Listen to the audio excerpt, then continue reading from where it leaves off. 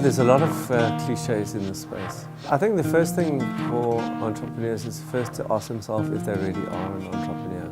And I really say that because entrepreneurship has been billed as something that is somehow, it's become almost celebrity status, and the unintended consequence of that is that a lot of people get into the space where they haven't actually answered the question for themselves properly, is why do I want to do this?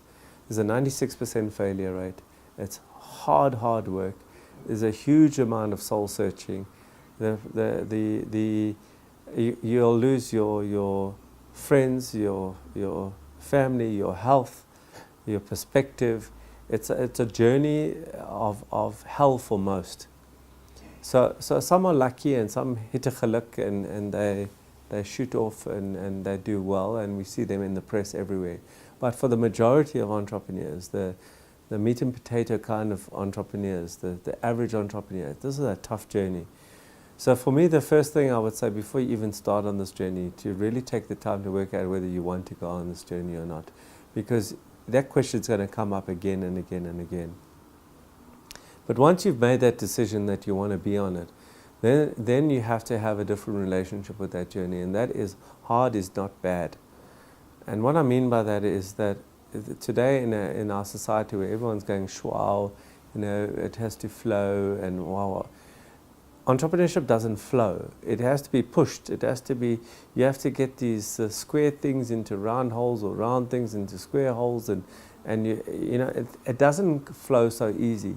And I see far too many people who expect it to be easy because they've seen some glamorous article in a magazine or watched something where people have said, oh, look how great I am, and I had this idea and then I made this all successful, and then they go, oh, I can do that too.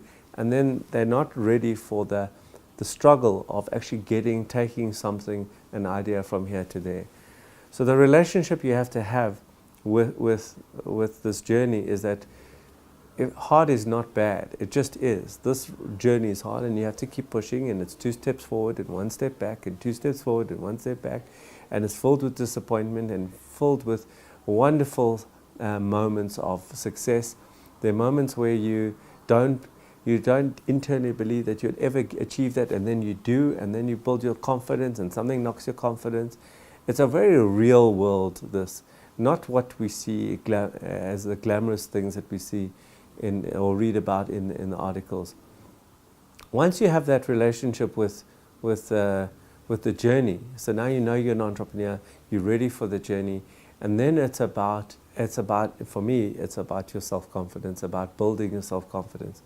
And I don't know anyone who has got this perfect self-confidence. We all have confidence in certain areas.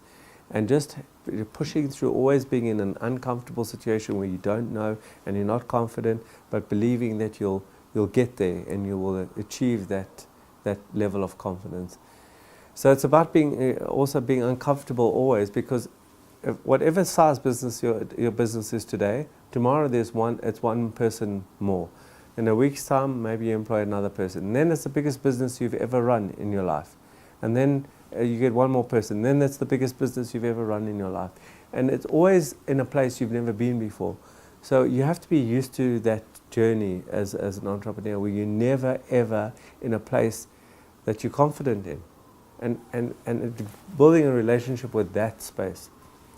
So I'm sorry to give you an uncliched kind of answer. I'm not going to go rah, rah, rah. This is about your journey.